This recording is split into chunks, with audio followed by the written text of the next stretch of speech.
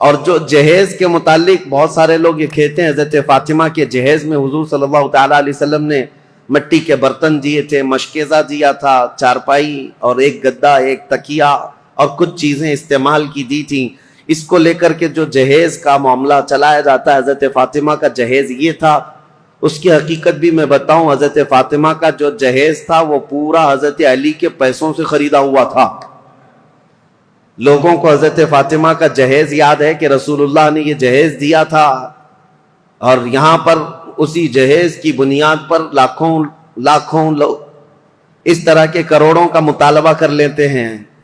مولا کائنات علی ابی طالب کرم اللہ وجہہ الکریم وہ جواں مرد ہیں جنہوں نے اپنے ہاتھوں سے کمائی ہوئی رقم کو یہ جہیز کے پیسوں کے لیے خرچہ کیا۔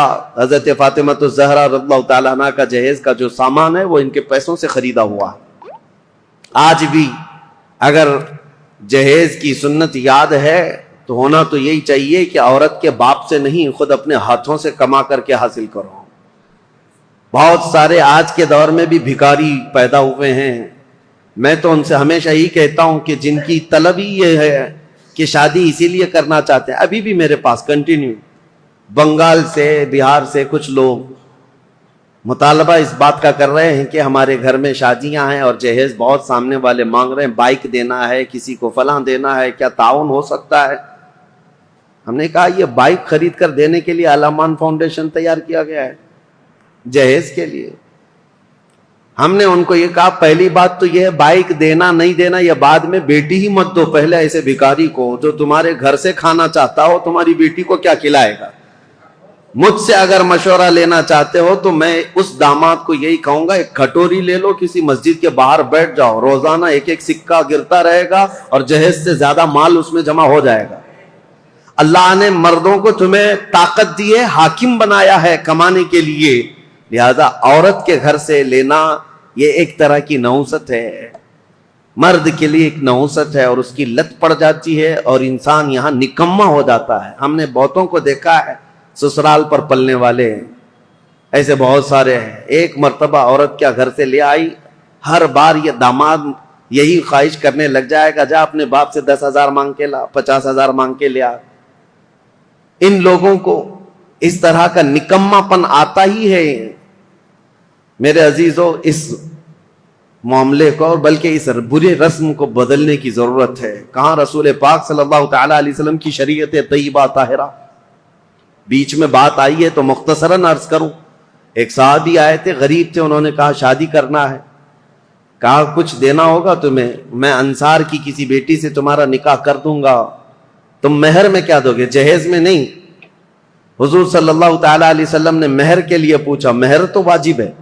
اس صحابی نے کہا کہ میرے پاس کچھ نہیں۔ حضور نے فرمایا کیا ایک چاندی کی انگوٹھی دے سکتے ہو مہر؟ کہا یا رسول اللہ میں تو اتنا غریب ہوں، لوہے کی انگوٹھی بھی نہیں دے سکتا۔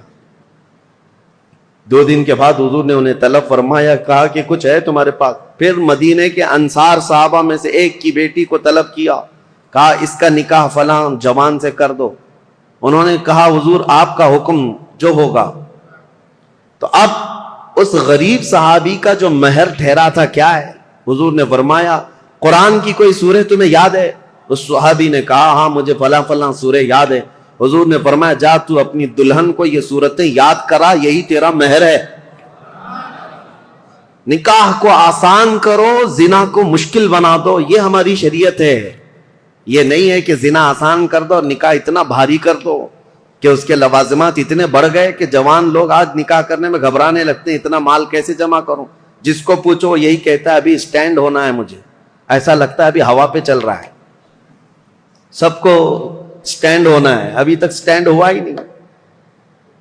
چھوڑو ان برے رسم و رواج کو، اصل بات یہ ہے کہ ہم جس ملک میں رہتے ہیں ہندوانہ رسم و رواج ہمارے درمیان آ گئی ہیں، ورنہ عرب میں آپ ہوتے تو پتہ چلتا کہ لڑکیاں مہر کتنا مانگتی ہیں۔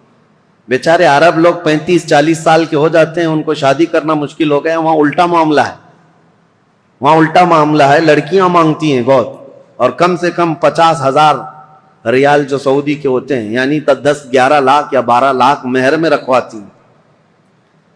یہ وہاں کا مزاج ہے. اور جب ان سے کہا جائے نہیں ہم کو پیسے نہیں دینا پڑتا ہے, لڑکی پیسے دیتی ہے, تو عرب والے کہتے ہیں ہم تو ایسی 4 کرنے کو تیار ہیں فری میں.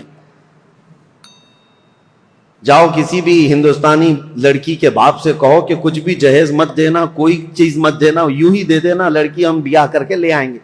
اسی لیے بہت سارے عرب یہاں سے آ کر کے نکاح کر کے لے جاتے ہیں. ابھی ہمارے کئی لوگ ہیں وہ یہ کہنے لگ گئے کہ ہم انڈونیشیا سے شادی کر کے لا رہے ہیں. عرب میں یہ بہت مشکل ہو گیا ہے. دونوں نظام غلط ہو گئے ہیں, شریعت مصطفیٰ سے ہٹے ہوئے نظام ہے. بات مختصراً اتنی عرض کروں گا, اگر ہمارے لیے آئیڈیل ہے, کوئی نمونہ عمل ہے, تو رسول اللہ صلی اللہ تعالی علیہ وسلم کی بیٹی کی شادی, مولا علی کرم اللہ وجہہ الکریم کی شادی, یہ دیکھنا چاہیے, آپ کو پڑھنا چاہیے کہ ان کی شادی کیسی ہوئی تھی. کوئی نوجوان پوچھنے کو تیار نہیں ان کی شادی کیسی ہوئی تھی, کوئی یہ نہیں